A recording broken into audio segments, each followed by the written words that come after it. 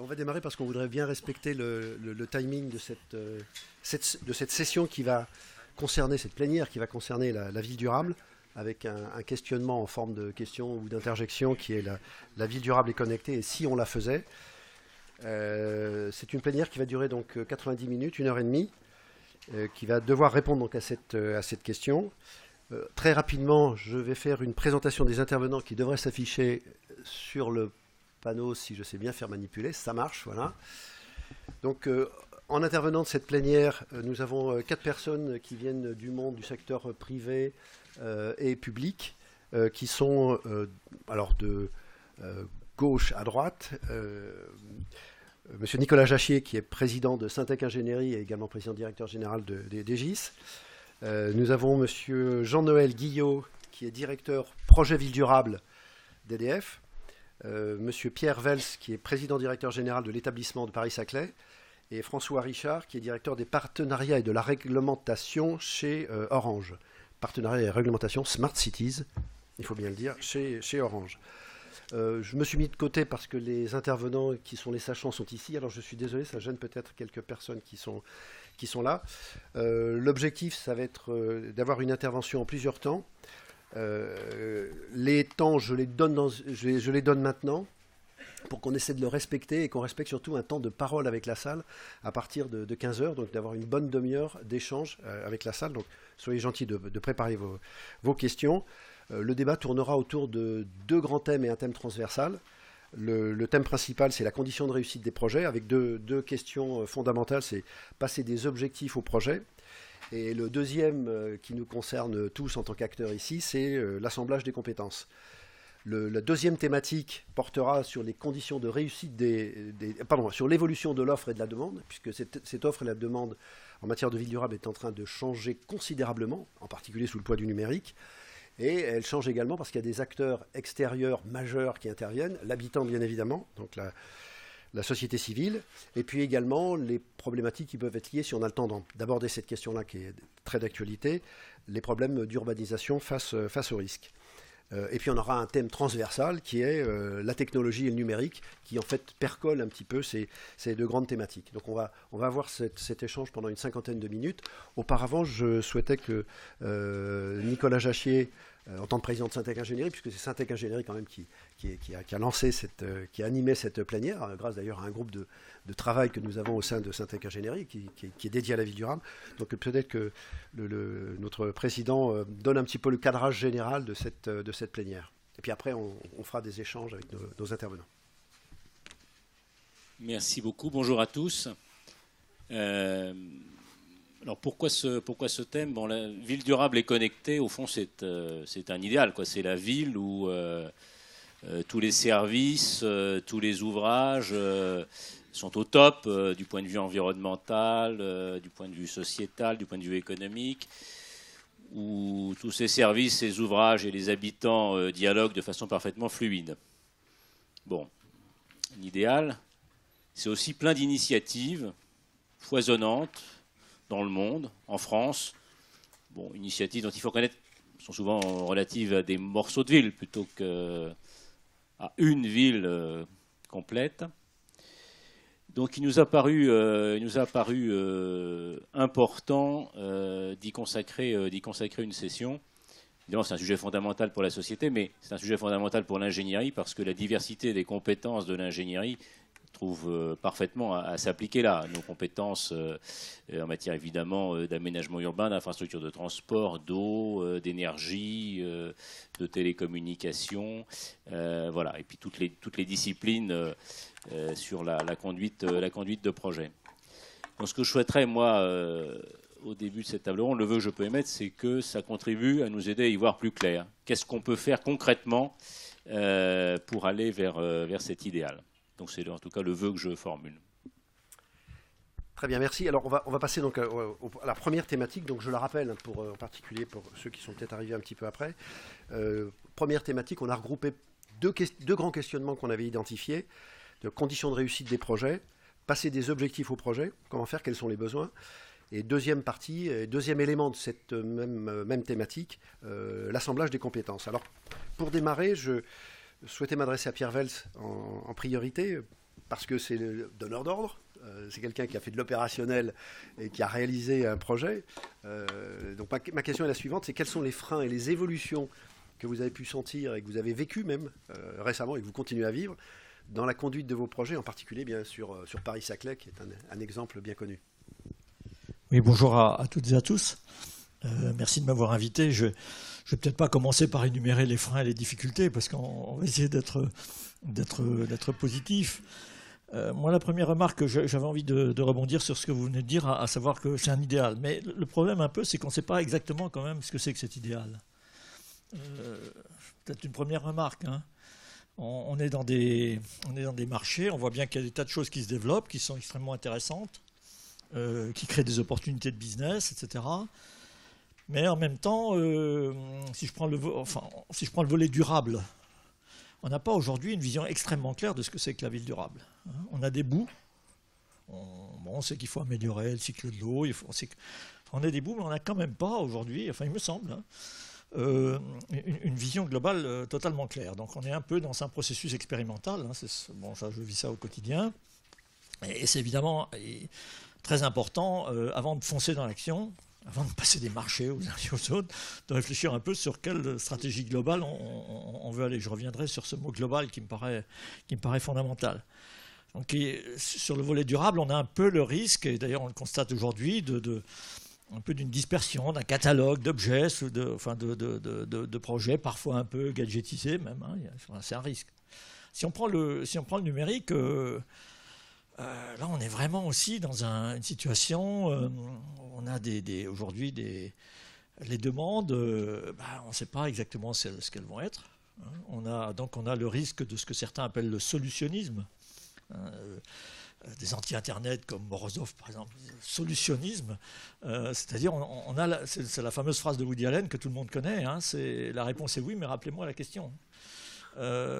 Donc c'est irrésistible quand on a la capacité de faire ce qu'on sait faire aujourd'hui avec des capteurs, l'Internet, toutes ces données, c'est absolument fabuleux. On voit bien que c'est une espèce de révolution qui se prépare, qui est déjà engagée, avec l'Internet des objets en plus, vous vous rendez compte. Mais en même temps, c'est pas parce qu'on a une idée de solution, on est beaucoup d'ingénieurs, je pense, dans la salle, c'est pas parce qu'on a une idée de solution que ça va trouver son marché, quoi. Donc on est nécessairement dans une phase qui est darwinienne. Hein, il y a des choses qui vont marcher, des choses qui ne vont pas marcher. Et ça, pour le business, évidemment, c'est compliqué parce que vous investissez. C'est aussi un peu compliqué pour les maîtres d'ouvrage parce qu'il faut aussi qu'on soit capable de mettre en place un peu des processus, je dirais, expérimentaux. Au fond, chaque ville qui se confronte à la question de la durabilité et du numérique devient une espèce de laboratoire en vraie grandeur. Bon, sans être trop provocateur, mais je pense souvent à la domotique, par exemple. Domotique, pour moi, c'est un peu l'exemple type où on a beaucoup de solutionnisme.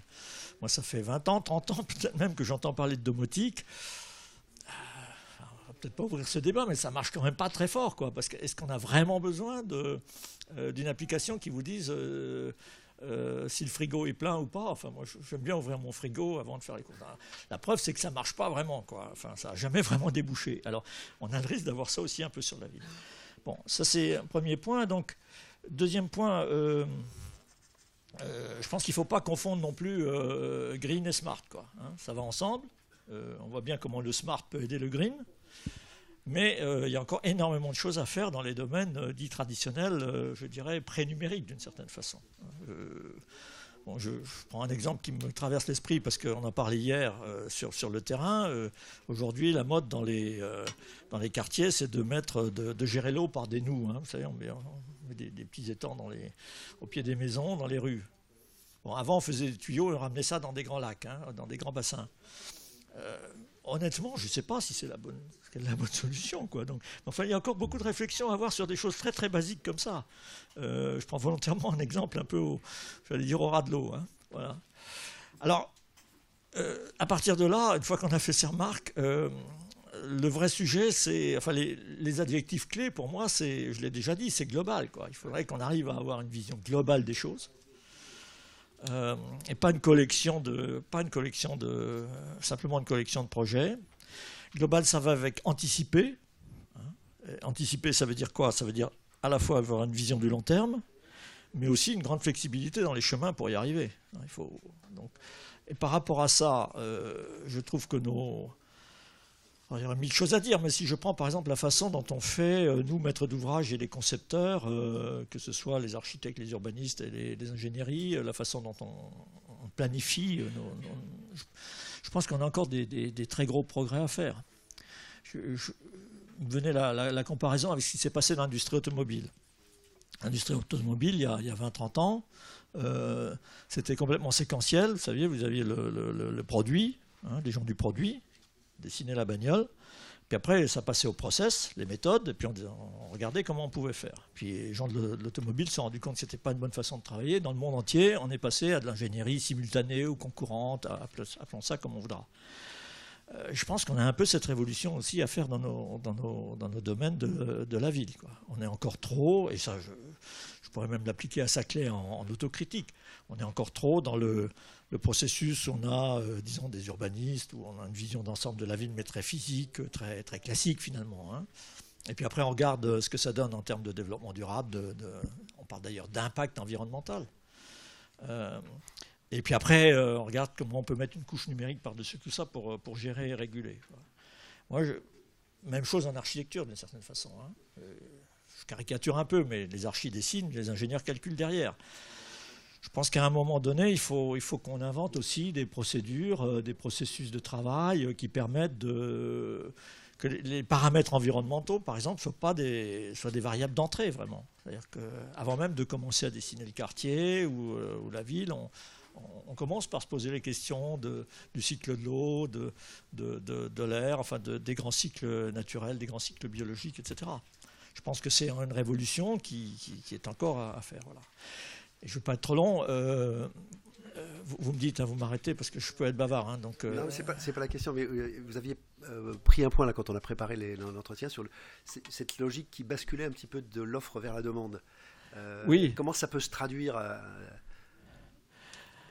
et comment ça s'est par exemple traduit sur Paris-Saclay? Oui, alors c'est ça. Après, mais on en reparlera dans la deuxième partie, si j'ai bien compris. Oui. Je ne veux pas perturber votre schéma. Mais ce que je voulais dire, c'est que c'est quand même aujourd'hui, à la fois, il faut trouver des nouvelles méthodes. Et puis alors, la vraie difficulté, c'est quand même le multi-acteur, quoi. Voilà, c'est ça. On est aujourd'hui dans des situations, on voit bien que même sur des choses simples, le cauchemar du maître d'ouvrage, c'est quand même de coordonner les multiples acteurs, les multiples maîtrises d'ouvrage déjà. On pourrait parler une heure entière de la façon dont on conçoit des choses simples comme des giratoires ou des choses. Dès qu'il y a du multi-acteur, ça devient infernal, quoi. Donc on a des coûts de transition, des coûts de transaction, comme disent les économistes, qui sont quand même énormes. Donc il faut qu'on invente aussi des façons de faire du multipartenarial, mais de le faire en amont, quoi. C'est toujours la même chose. Une fois qu'on le fait en aval, c'est trop tard. Alors, si on prend un secteur particulier, on va prendre tout à fait au hasard l'énergie, puisque EDF, qui est d'ailleurs un des partenaires, merci d'ailleurs de Syntec Ingénierie est là. Dans le domaine de l'énergie, comment ça se traduit en fait ce passage des objectifs au projet et redites-nous un petit mot sur l'assemblage des compétences, tel que vous la vivez et vous la voyez. Bonjour à toutes et à tous, merci pour votre invitation. Peut-être d'abord deux mots sur EDF, que vous connaissez bien comme producteur et fournisseur d'électricité et aujourd'hui de gaz, mais aujourd'hui, le groupe EDF, c'est aussi d'autres compétences, des compétences notamment autour des services urbains, avec l'intégration de Dalkia et notamment les services thermiques, que ce soit la chaleur ou le froid, de Citelium pour l'éclairage public ou la mobilité électrique avec Sodetrel. Alors, par rapport à ça, forcément, se pose la question de comment être l'architecte énergéticien d'une zone d'aménagement et comment proposer aux collectivités, aux aménageurs, finalement, le bon panel de solutions. Alors, il y a 3-4 ans, finalement, ce qui était assez intéressant, c'est qu'on allait tous en Europe du Nord aller voir les solutions d'Europe du Nord en disant voilà, c'est ce qu'il faut en France. Et puis finalement, au fur et à mesure, on se rend compte que même si on adhère au concept de base de la ville durable tel qu'il a été défini en 1984 autour de sobriété, efficacité, qui restent quand même des objectifs fondamentaux, on voit bien que les solutions à apporter, elles doivent être complètement personnalisées et adaptées au territoire Lille n'est pas à Marseille et Brest n'est pas Besançon. Il n'y a d'abord pas les mêmes ressources énergétiques locales, pas les mêmes besoins énergétiques, et puis pas les mêmes aussi attentes sociologiques. Donc par rapport à ça, en effet, côté EDF, pour passer du concept au projet, on a développé depuis 3-4 ans tout un savoir-faire autour de comment vraiment anticiper le plus en amont possible ce qu'on appelle la phase de préfiguration énergétique et servicielle, où on va, à partir des pré-projets des zones d'aménagement, commencer à imaginer les solutions qu'on pourrait apporter à ce projet-là. Alors ça, vraiment, c'est très important pour nous et on cherche vraiment à être en dialogue au plus tôt possible avec les collectivités, avec les aménageurs. Donc c'est pour ça aussi que... alors j'ai une petite vidéo qui est en support, si vous pouvez... Alors il y a 2 slides et puis une vidéo, c'est d'abord la vidéo. Oui, d'abord la vidéo, je pense qui finalement illustre bien ce propos. Donc au regard de ce besoin... Alors, ça commence par une page blanche, mais ça continue après. Oui, allez, ça va partir, il n'y a pas de problème. Donc par rapport à ça, en effet, on va vraiment partir des... Je vais prendre l'exemple d'un quartier, on va vraiment partir des besoins du quartier, que ce soit en neuf ou en existant, et puis à partir de là, commencer à analyser, à partir de tout un ensemble de courbes de charge thermique et électrique que l'on peut avoir, les besoins énergétiques. Et donc ça, c'est une première étape. Deuxième étape, identifier quelles sont les ressources en énergie renouvelable présentes localement. On a aujourd'hui des bases de données qui sont relativement complètes, mais on a aussi, ça passe aussi par une approche terrain extrêmement précise, notamment quand on va aller rechercher de l'énergie dans les collecteurs d'eau. Et à partir de là, on va projeter les besoins énergétiques, en effet, sur les 8700 et quelques heures de l'année, de façon à regarder non pas une analyse globale en énergie, comme c'était souvent le cas, et d'ailleurs très tardivement dans les projets historiquement. Très souvent, on arrivait dans les projets au moment où il fallait dimensionner les postes. Bon, là, c'est plutôt pour RDF. Mais... Donc là, on essaye d'anticiper ça au maximum. Mais vous avez là, en ce moment, là, ce qui passe à l'écran, c'est de regarder aussi ce que peuvent apporter des capacités de stockage thermiques, lorsqu'on est sur des solutions biomasse ou géothermiques ou électriques. Et à partir de là, ça permet d'avoir un interclassement des solutions autour de 3 critères finalement assez importants, qui sont ensuite des aides à la décision pour les décideurs, que ce soit les collectivités ou les aménageurs ou les promoteurs quand ils sont sur des opérations intégrées, souvent en complément de ce que peuvent faire les sociétés d'ingénierie, bien sûr, autour de 3 axes. Un, les aspects économiques, parce que c'est extrêmement important dans ces phases de préfiguration, que ce soit les investissements, les coûts globaux ou les coûts à l'usage, et puis la dimension carbone, qui est quand même un des drivers quand même important aujourd'hui. Et puis il y a une 3e dimension qui est plus humaine, plus sociologique, qui est finalement l'acceptation aussi des solutions énergétiques ou des services de voirie qui peuvent être portés. Une chaufferie biomasse, c'est naturellement intégré et compris dans l'Est de la France. C'est peut-être un peu moins naturel qu'à Cherbourg, où l'énergie de la mer sera plus facilement finalement comprise ou en tout cas acceptée par les habitants.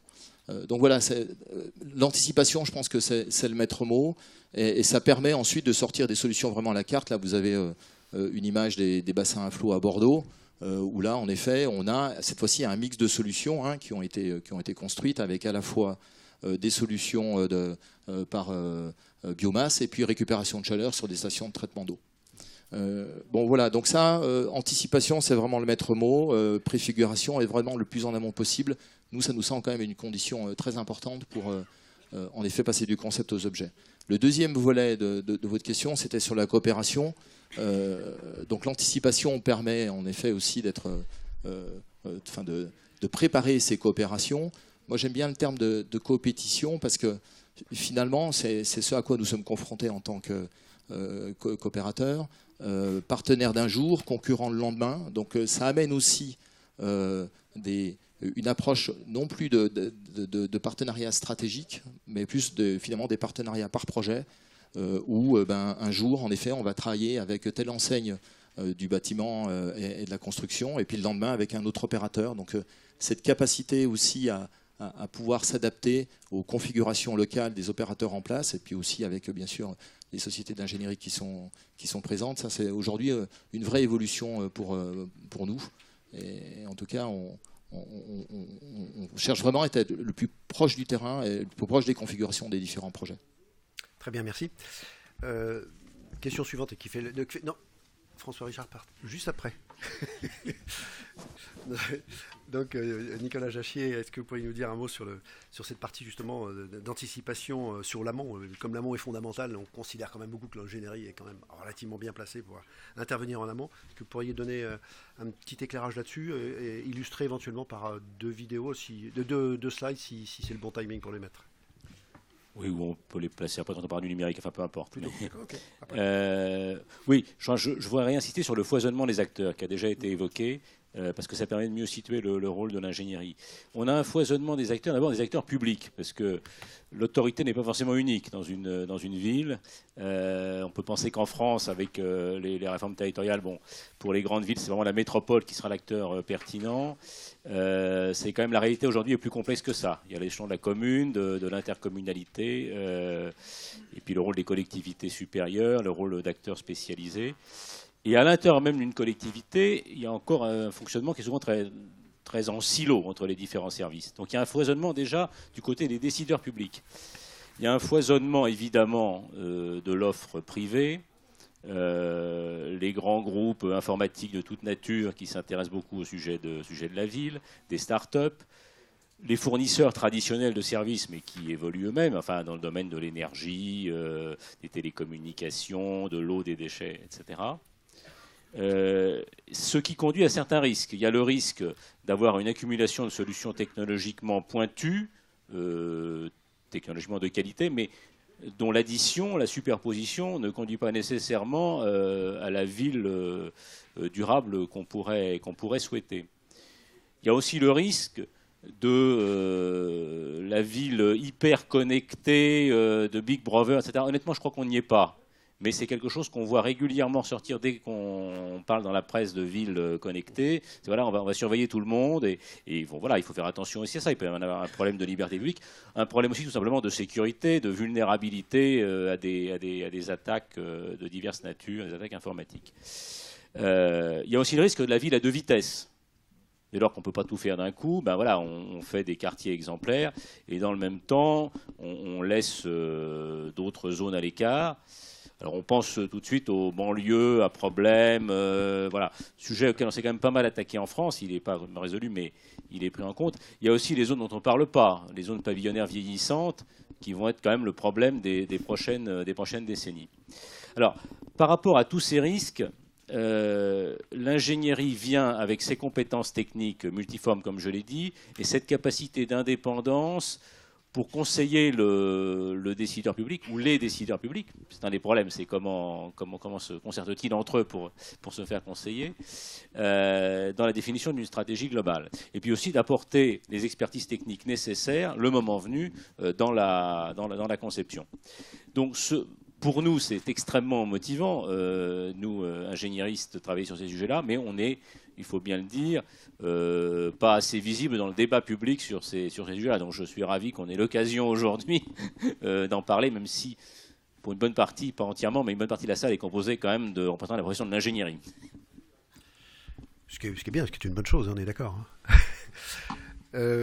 Pour faire un peu la transition entre les deux thèmes, mais également, je te laisse François revenir, François avec lequel on travaille beaucoup sur les sujets de ville durable au travers de Viapolis et quelques autres thématiques. Est-ce que tu pourrais d'abord compléter un petit peu ce qui a été dit sur le premier thème, et puis introduire l'apport et le positionnement du numérique, puisqu'on n'arrive jamais à savoir, il est en amont, il est en accompagnateur, il est structurant, il est déstructurant, voilà, dans la chaîne du projet. C'est un peu taquin, mais voilà, tu bon. Comme chèque la réponse. Bonjour à tous. Donc pour répondre d'abord à la première question consistant à comment faire pour passer du projet à des réalisations concrètes et qui adhèrent à la politique globale de la collectivité, je crois qu'il y a effectivement, on l'a dit les uns et les autres, cette notion de collectif et de co-construction sur lequel il nous semble indispensable de s'appuyer, de se constituer un groupe d'intervenants dans ce domaine-là qui soit effectivement volontaire pour véritablement co-construire la ville durable et intelligente. Il y a obligatoirement dans cette co-construction non seulement bien entendu les collectivités qui ont un rôle politique indispensable à promouvoir et par la même occasion la nécessité d'être formé, d'être informé sur quelles seraient effectivement les possibilités nouvelles qui s'offrent à elle. Et donc là, l'ingénierie, à mon avis, effectivement, a un rôle fondamental. Mais il y a aussi, me semble-t-il, les industriels capables d'apporter des solutions et les citoyens qu'il faut être capable de mettre autour d'une même table pour, dès le démarrage des projets, être à même de percevoir de manière la plus précise possible les avantages et les souhaits des uns et des autres. C'est-à-dire qu'il y a non seulement une co-construction de la ville, mais il y a une co-maturation de ce que nous souhaitons obtenir de la ville durable et intelligente. Il y a véritablement, et au travers de la technologie du numérique, on sent quand même que la population, d'une manière générale, les jeunes en particulier, souhaitent être de plus en plus acteurs dans leur quotidien, non seulement leur quotidien personnel, mais leur quotidien de la ville. Et on voit au travers des communautés, des animations diverses et variées, une véritable sensibilité, une véritable prise de conscience dans ce domaine-là. Et je pense qu'effectivement, on est arrivé à un moment où le numérique va véritablement donner une dimension nouvelle à cette co-construction par effectivement un certain nombre d'outils dont on reparlera tout à l'heure, mais qui sont, à mon avis, très utiles et dont, hélas, tout le monde n'a pas encore conscience des capacités et pas toujours donc bien utilisées. Donc ça, il y a tout un travail effectivement de formation, d'information et de support à cette prise de conscience. Il y a une deuxième chose sur laquelle effectivement on a beaucoup travaillé, qui bloque et qui empêche justement que cette co-construction se fasse de manière assez fluide, c'est tous les aspects de marché public. Et on est un petit peu obligé de revenir dessus. Et effectivement, il y a quand même, me semble-t-il, un certain nombre de travaux à faire dans ce domaine-là.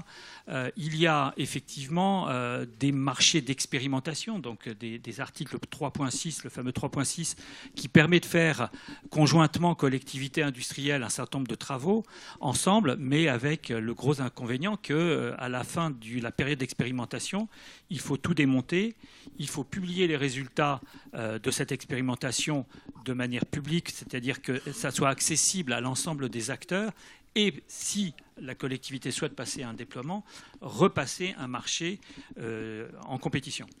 Il y a, par ce biais-là, un certain nombre de freins, du coup, à participer pour un certain nombre d'industriels à ce type d'approche. On avait espéré, il n'y a pas très longtemps, trouver des solutions au travers de ce qu'on appelle le partenariat d'innovation, qui a été effectivement transmis, en tout cas adapté au contexte français. C'était une réglementation européenne qui a été adaptée. Ça semble aujourd'hui, donc c'était la différence importante qui était apparue au travers de ce partenariat d'innovation était le fait que cette rupture en fin d'expérimentation n'existait pas, c'est-à-dire qu'il y avait un engagement dès le démarrage à ce que si l'expérimentation correspondait aux besoins, on était capable de passer au déploiement, et donc il y avait un engagement sur des chiffres, chiffre d'affaires, prix, etc., avec néanmoins, au démarrage, la nécessité de choisir quels étaient les consortiums qui allaient participer à ce partenariat d'innovation par le dialogue compétitif. Et là, il y a effectivement des lourdeurs importantes qui apparaissent au travers de ce dialogue compétitif qui font que les collectivités n'adhèrent pas toujours ou ne se sentent pas très à l'aise pour effectivement mettre en place ce genre de mécanisme. Donc on a toujours donc, une velléité au niveau des collectivités d'avancer, de trouver effectivement au travers de partenariats, mais la structure par laquelle on pourrait effectivement mener ce système n'est toujours pas existante. Alors juste sur la partie numérique, dans le foisonnement, il y a aussi du foisonnement dans le numérique, vous l'avez identifié, et je prendrai juste un exemple de foisonnement qui effectivement risque de nous poser quelques difficultés dans le futur, c'est le foisonnement des réseaux de l'Internet des objets, vous en avez parlé. On est les uns et les autres actuellement à diffuser, à déployer un certain nombre de réseaux d'Internet des objets qui risque à un moment ou à un autre d'être effectivement dramatique, dans le sens où si on n'y prend pas garde, ces réseaux vont se polluer, puisque la plupart sont effectivement radio, vont se polluer les uns les autres, et du coup la qualité des données qui sont récupérées par ces réseaux risque d'être très mauvaise. Et du coup, tout l'espoir que l'on met dans le domaine de traitement des datas, si les datas en question sont dès l'origine, d'une certaine manière, polluées, on sera perdant sur toute la ligne. Donc là, il y a la raison essentielle de cela, c'est que les réseaux d'Internet des objets, donc avec des caractéristiques bien précises, qui sont que les objets en question transmettent très peu de données par jour, ont besoin d'avoir un système de transmission très peu consommateur pour qu'effectivement au niveau des batteries ou des piles, ils puissent durer 5-10 ans sans qu'on soit obligé d'aller changer ça, fait que les protocoles sont un petit peu particuliers et aujourd'hui utilisent des fréquences non allouées et non gérées par des opérateurs, par l'ARCEP, etc. Et donc tout le monde peut effectivement travailler là-dessus. Donc on a Linky. Alors Linky c'est un petit peu particulier parce que là c'est sur du CPL, sur du cuivre, mais on a Gaspard au niveau du gaz. On a effectivement Sigfox qui est une société brillante, société française qui a développé des choses. On est en train nous-mêmes avec Bouygues de développer du LoRa. Tous ces réseaux d'Internet des objets fonctionnent sur des fréquences libres et donc avec des risques. Donc là, il y a, je crois, aussi au niveau du foisonnement, un petit peu de régulation à mettre en place. Merci François. Je reviendrai peut-être juste sur un point qui était juste avant cette dernière intervention, c'est sur la question du code des marchés publics. Il faut peut-être juste signaler, même si ce n'est pas l'objet de la réunion, qu'un appel à projet a été lancé sur des sites pilotes qui a quand même vocation à servir un petit peu d'approche un peu dérogatoire. Par rapport, on verra ce que ça donne. Ce n'est pas le sujet, donc je ne veux pas rentrer sur le débat, mais on y reviendra peut-être au niveau des questions, le cas échéant. Pour rester alors cette fois-ci sur ce côté transitionnel un petit peu sur le numérique, je voudrais me réadresser à Pierre Vels. L'un des mots que vous aviez utilisé, alors j'espère ne pas me tromper, c'était ce côté d'accélérateur de stratégie. Donc dans le foisonnement que vous avez indiqué des perceptions, des acteurs que vous avez pu connaître, est-ce que la technologie du numérique a pu apporter quelque chose? Je crois que c'est maintenant que je dois mettre un petit slide sur Paris-Saclay. Vous m'aviez autorisé un slide, donc je... En fait, il y en a qui en ont fait plus. Si on peut le mettre, effectivement. Je vais le mettre, hein, ça va me prendre quelques tocs. Voilà. Je ne sais pas s'il est d'ailleurs très lisible, mais à cette échelle-là, mais peu importe, à la limite. Peut-être dire un mot sur la démarche. Hein.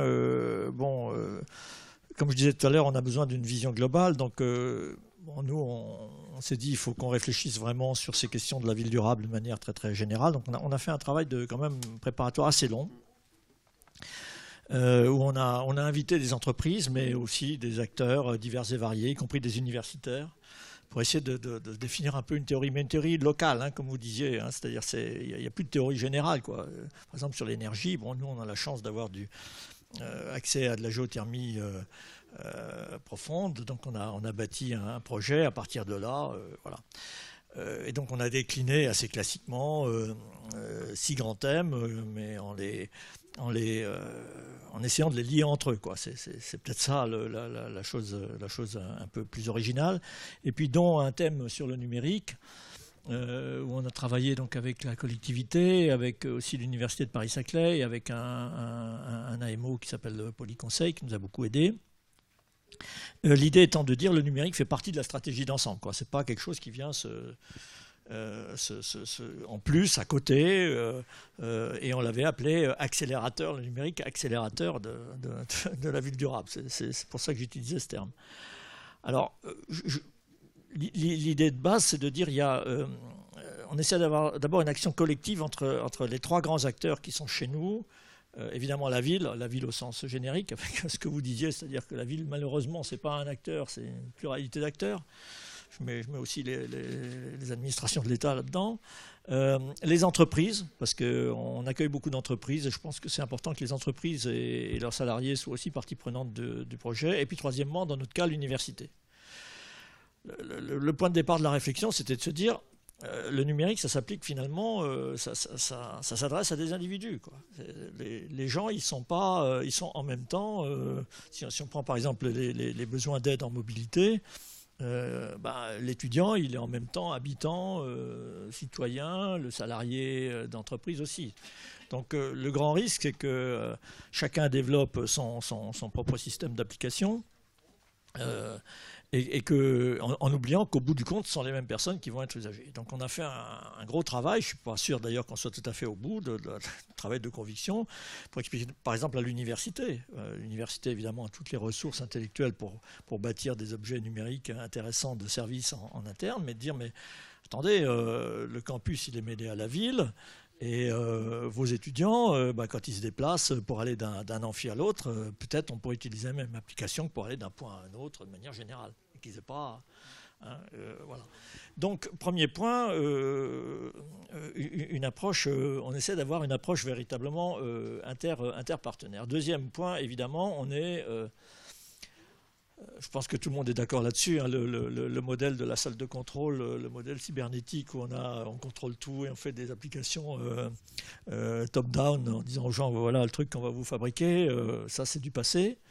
Et donc on a pris une approche évidemment qui est de faire une couche basse, basse mais compliquée, qui est un espèce de grand entrepôt de données. On va essayer de récupérer le plus de données possible. Après, c'est facile à dire, mais je ne suis pas spécialiste de ça, mais je pense que c'est difficile à faire parce qu'il faut évidemment que ces données soient de bonne qualité. Il y a peut-être dans la couche basse aussi des traitements de type big data qui peuvent être faits. Voilà. Et ça, on pense que au fond, l'idée, c'est pas de produire les applications numériques, c'est de les catalyser. Hein, et de les catalyser en ayant une plateforme et que cette plateforme ensuite soit à disposition des développeurs qui sont en plus dans notre cas particulièrement nombreux et habiles.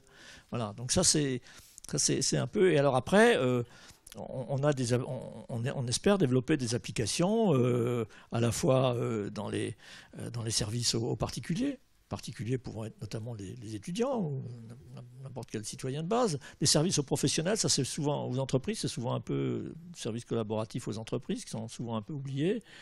Et puis bien sûr des services aux gestionnaires. Voilà. Donc on essaie de mettre ça en place. Je vais pas être beaucoup plus long. Je voudrais insister sur deux choses. La première, c'est il faut bien réfléchir sur où faut-il mettre l'argent public. Hein. Au fond, qu'est-ce que c'est l'infrastructure aujourd'hui que les entreprises ne pourront pas payer.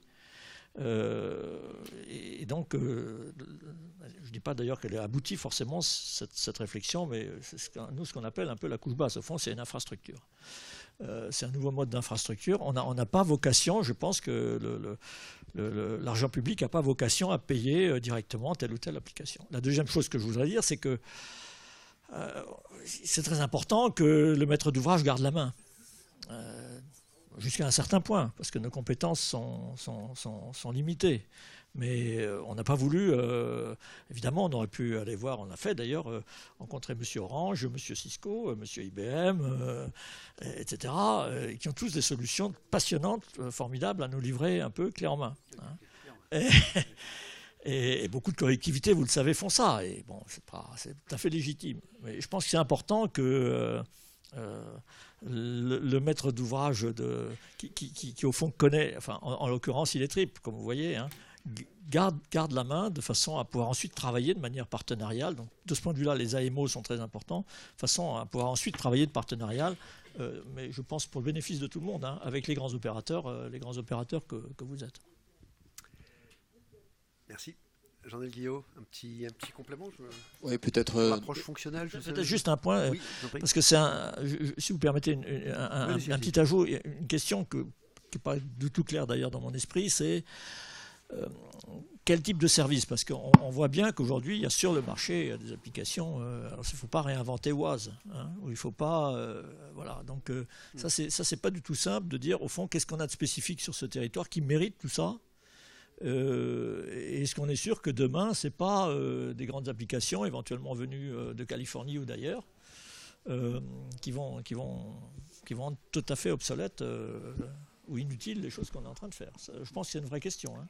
Donc on était parti sur des choses assez spécifique, et finalement on a beaucoup réfléchi sur ce sujet-là, et on essaie aujourd'hui d'avoir une solution un peu plus intelligente. C'est un questionnement qu'on aura peut-être dans la dernière partie, ou peut-être même dans les questions. Jean-Noël Guillot. Oui, peut-être trois observations. La première, c'est que le numérique est un des sous-jacents de la transition énergétique. Pourquoi? Parce que d'abord, il y a des équilibres offre-demande qui sont à ajuster. Le numérique nous aide beaucoup en modélisation et en visualisation. Et donc en pédagogique, bon, quelquefois on porte un peu plus d'attention à la forme qu'au fond, donc ça peut poser des fois quelques questions. Le deuxième point, c'est que dans la transition énergétique, on a de plus en plus d'usages connectés. J'en prendrai deux. L'électroménager qui demain sera connecté, et puis bien sûr les véhicules électriques qui aujourd'hui sont connectés. Donc ça signifie de plus en plus de données qui vont être disponibles, et la question de fond c'est comment peut-on analyser ces données, que fait-on de ces données, et finalement pour quelles fonctionnalités, pour revenir à votre question. Et je pense que ce qui est extrêmement important, et là où l'ingénierie a un rôle avec les maîtres d'ouvrage, c'est d'abord de partir sur une approche fonctionnelle. Quelles sont les attentes des futurs occupants ou des administrés, et puis ensuite construire les analyses de données nécessaires et donc les données brutes requises. On observe beaucoup l'inverse, c'est-à-dire finalement, c'est un peu ce que vous disiez, on met un tas de données et puis on espère un jour que quelqu'un en trouvera une application. Moi je m'interroge un peu personnellement sur ce point. Et donc dans l'approche fonctionnelle, je prendrai juste un exemple. On a lancé au début de l'année Équilibre, qui est un dispositif qui vous permet de comparer vos consommations en tant que particulier par rapport à des pairs, c'est-à-dire des homologues, des ménages de même profil. C'est aujourd'hui basé sur quelques points de consommation. Lorsque Linky sera déployé et lorsqu'on aura en effet beaucoup plus d'objets connectés, on sera capable de faire des choses extrêmement approfondies. Ça permettra pour un ménage de rapidement savoir où il en est sur sa consommation. Ce qui va être extrêmement intéressant, c'est de voir combien de fois nos clients par an iront voir ce comparateur de consommation énergétique. Probablement beaucoup au début, puis ensuite un peu moins, et puis après peut-être 2 ou 3 fois par an. Donc l'approche fonctionnelle, moi, elle me semble quand même essentielle, et notamment pour éviter les concurrences d'usage entre des plateformes qui seraient développées par les collectivités locales et ce qui peut arriver sur le marché libre, notamment des apps, où là il y a une agilité qui est bien supérieure à ce qu'on est capable de faire sur les grosses infrastructures. Merci. La réponse aux besoins, la conception, là on est dans le domaine de l'ingénierie, en quoi le numérique, les technologies du numérique sont un apport pour l'ingénierie, ou peut être un soutien pour la démarche de conception. Nicolas Jachet. Oui, d'abord une remarque sur le numérique qui est inspirée par ce qui vient d'être dit, c'est qu'on dit ville durable et connectée, c'est le titre de l'atelier. Le numérique n'est pas une fin en soi. Le numérique est au service d'une meilleure efficacité énergétique, d'une économie de ressources, d'un bien-être des populations, d'une circulation de l'information. Mais voilà, je crois qu'il faut quand même garder ça en tête. Alors, c'est vrai qu'on pense d'abord au numérique dans le fonctionnement de la ville. Voilà. Les services se connectent, les informations circulent, etc. C'est vrai que nous, ingénierie, le numérique, c'est aussi, de façon croissante, et on n'est qu'au début de cette révolution, la conception qui est de plus en plus numérique, avec la maquette numérique qui se développe considérablement en ce moment. Donc la conception. Et on peut remonter même en amont, c'est la prise de décision de plus en plus s'asseoir sur des outils numériques. Alors, on peut éventuellement montrer quelque chose qui a été... le gouvernement français a financé des simulateurs de villes durables dans 2 villes lointaines, Astana et Santiago.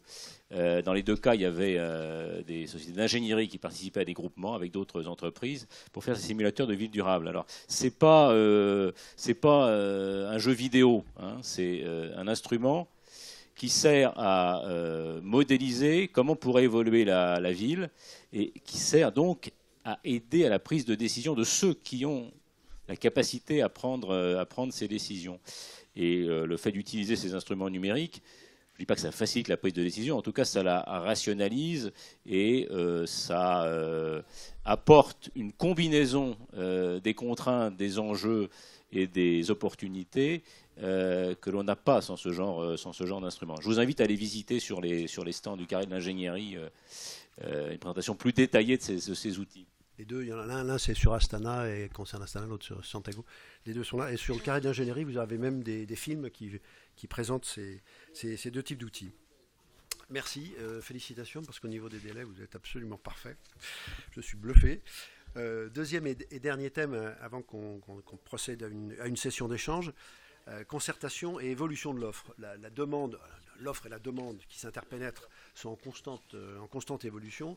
Alors j'aurais tendance à dire sous les coups de boutoir de plusieurs éléments extérieurs. Le principal d'entre eux, c'est c'est la société civile, c'est l'habitant, c'est le citoyen qui est multiforme, hein, comme vous le disiez, qui est à la fois utilisateur et qui peut être décideur ou participant. Et puis ça peut être également des éléments extérieurs, dont on aura peut-être l'occasion de parler si le timing le permet, qui peuvent être, et l'actualité brûlante l'a démontré, les problèmes climatiques. On parle de la COP21, les problèmes climatiques qu'on a connus touchent et impactent énormément les villes qui sont fréquemment, plus que fréquemment, à un très fort pourcentage proche des mers ou proche des fleuves. Alors, on avait mis ces deux questions ensemble. Sur la participation des habitants, dans un premier temps, comment intègre-t-on, quand on est à un stade maître d'ouvrage de la préparation d'un projet, comment intègre-t-on justement cette demande de l'habitant, son intérêt, quelles sont les limites et dans quelle mesure ça a impacté sur vos décisions? C'est-à-dire, est-ce que vous gardez la main? Vous avez dit le maître d'ouvrage doit garder la main au début, il doit la laisser, il n'a pas toujours toutes les compétences, mais est-ce qu'au bout du compte, vous continuez à la garder, ou est-ce que la société civile, les habitants, qui parfois savent se regrouper, pèsent de plus en plus fort, et comment? Et c'est positif? C'est moi que s'adresse la question. Oui. C'est une question extrêmement difficile et compliquée parce que celle de la démocratie participative et en particulier appliquée à la conception d'objets nouveaux. La première difficulté, c'est que c'est flagrant dans notre cas, mais c'est très général. Une bonne partie des usagers utilisateurs sont tout simplement pas là. Nous, on discute énormément avec des associations locales, dont la moyenne d'âge est très élevée, parce que c'est quand même des gens faut qu'ils se rendent disponibles. Hein. Vous connaissez tous ça. Après. Les habitants sur le plateau aujourd'hui à Saclay, il y en a très peu, mais ils se font beaucoup entendre. Alors que les salariés, ils arrivent le matin et repartent le soir. Et donc on arrive même à des gens qui nous expliquent dans la presse ou ailleurs que c'est pas la peine de faire un métro à Saclay puisqu'il n'y a personne. Il y a juste 10 000 salariés au technocentre de Renault, 4-5 000 au Moulon, bientôt 2 000 chez EDF, etc.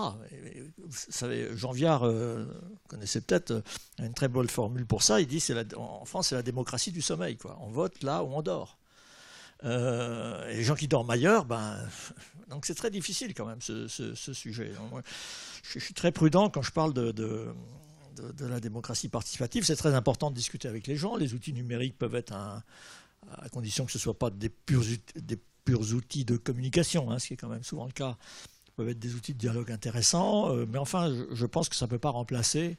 Voilà. Deuxième remarque, même avec énormément de données, beaucoup de réflexions, vous savez, quelqu'un disait, je ne sais plus, j'ai lu ça récemment, si on avait utilisé le big data et la démocratie participative au moment où on a inventé l'automobile, le big data et la démocratie participative auraient demandé un cheval plus rapide. Hein.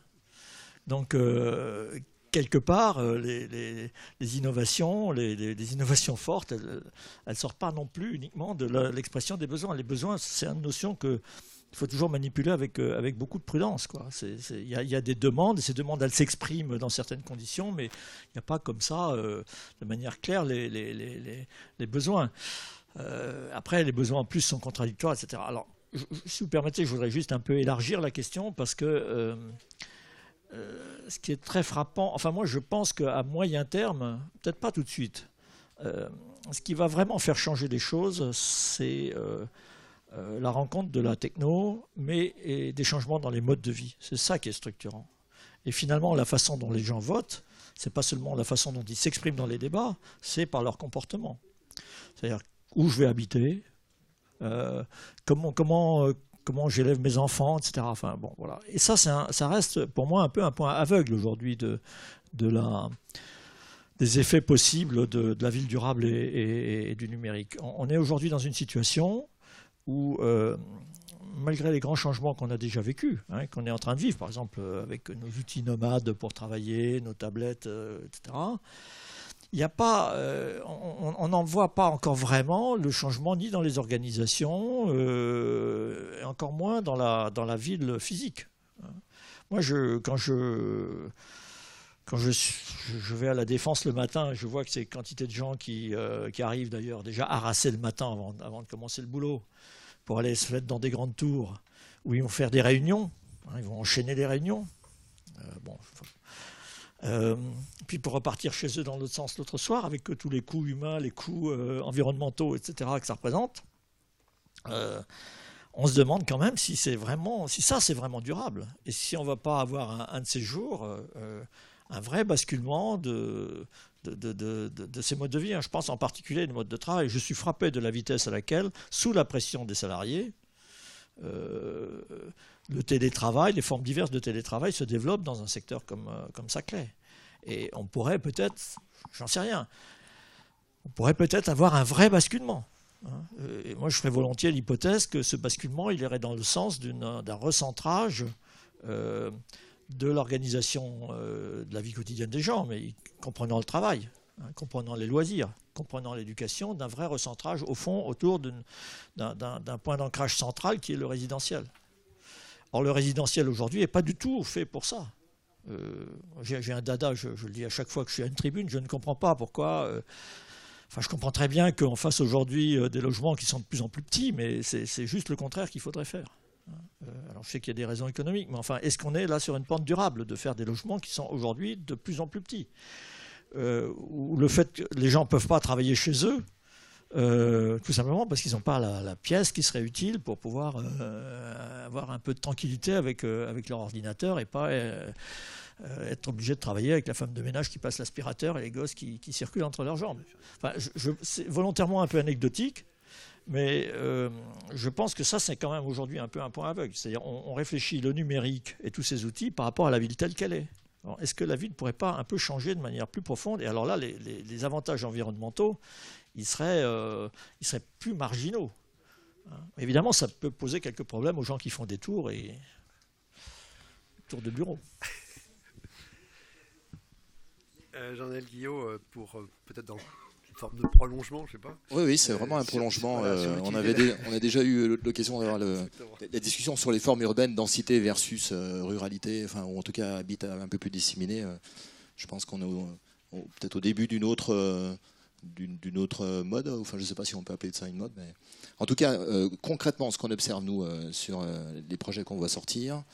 Sur les questions des logements, on nous a récemment questionné dans le sud de la France sur un projet pour adapter les solutions énergétiques à des appartements où on aurait une pièce qui serait pendant 5 ans associée à un appartement et les 5 ans suivants associée à un autre appartement pour justement tenir compte des évolutions sociétales, l'accroissement des familles monoparentales, etc. Voilà. Et donc là, nous, on doit commencer à penser très en amont aux solutions énergétiques qu'on peut proposer, notamment sur les solutions individuelles par logement, où là, il y a quand même des choses très intéressantes avec les solutions Smart Joule. Le deuxième point, autre exemple, les parkings, et notamment pour la mobilité électrique et les dispositifs de recharge, sur le même programme.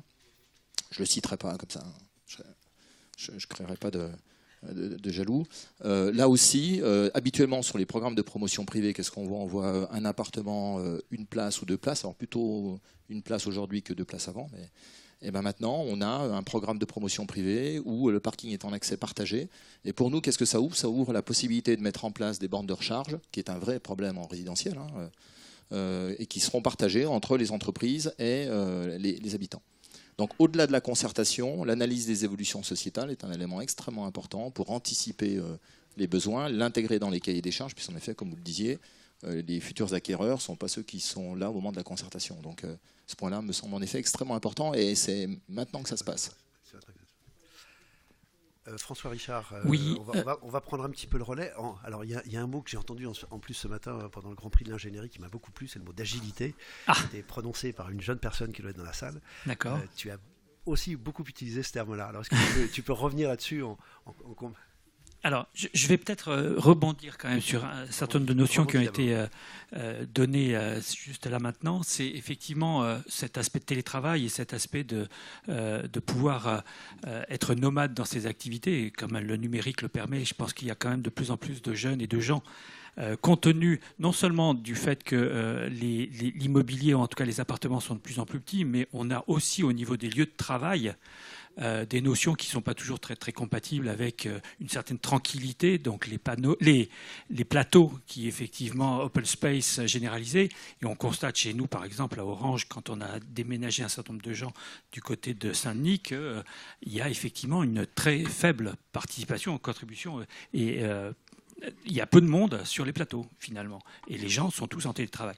Alors, il y a une notion qu'on a quand même effectivement lancée, c'est la notion de télécentre, parce qu'il y a une solution intermédiaire entre le mouvement pendulaire tous les matins et les soirs pour aller à son bureau, et le fait d'avoir besoin d'isoler une zone dans son appartement pour effectivement travailler, qui est le télécentre, que les collectivités, d'ailleurs, à ce titre-là, voient d'un très bon œil, puisque c'est un moyen, comme vous le précisiez, de recréer une animation locale des lieux de vie, des lieux de résidence, avec effectivement le fait que les gens ne partent pas tous les matins, mais restent dans le télécentre 3 jours par semaine et les 2 autres jours effectivement allant au bureau. Et du coup, le restant pendant 3 jours dans ce télécentre ont une activité économique locale. Et en même temps, il y a cet aspect collectif que l'on peut retrouver dans le télécentre, qui est un défaut que l'on a identifié dans le télétravail, et d'être toujours isolé chez soi. C'est peut-être voilà. Donc il y a des solutions intermédiaires qui se passent. Alors effectivement, j'ai utilisé la notion d'agilité parce que effectivement dans les développements, les développeurs connaissent ce terme-là, je dirais presque mieux que moi. Il y a effectivement cet aspect d'interactivité permanente entre les développeurs à qui on a donner des spécifications pour réaliser un certain nombre de logiciels, de développement, d'applicatifs, et le fait que, est-ce que ces spécifications correspondent aux véritables besoins des clients. Et les méthodes qui sont utilisées aujourd'hui pour développer ces applications sont des méthodes dites agiles, c'est-à-dire que toutes les semaines ou tous les 15 jours, il y a des résultats qui sont mis sur le terrain, des choses qui sont mises entre les mains d'un certain nombre de pilotes, de cobayes, entre guillemets, qui peuvent réagir. En une journée, ils donnent leurs commentaires, et ça recrée une liste de spécifications fonctionnelles ou d'évolution des fonctions d'ores et déjà données, qui permettent d'ajuster au fur et à mesure l'objectif donné.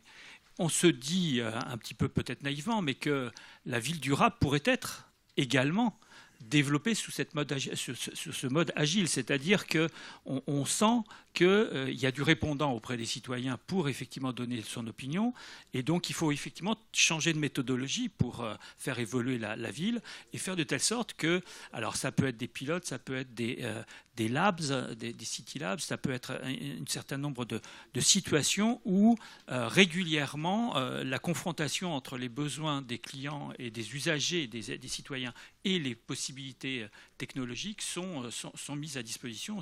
La confrontation existe. J'ai un exemple effectivement qui se trouve être plutôt sur la partie applicative de la ville durable ou de la ville intelligente. C'est effectivement ce qu'on appelle, nous, ma ville dans ma poche.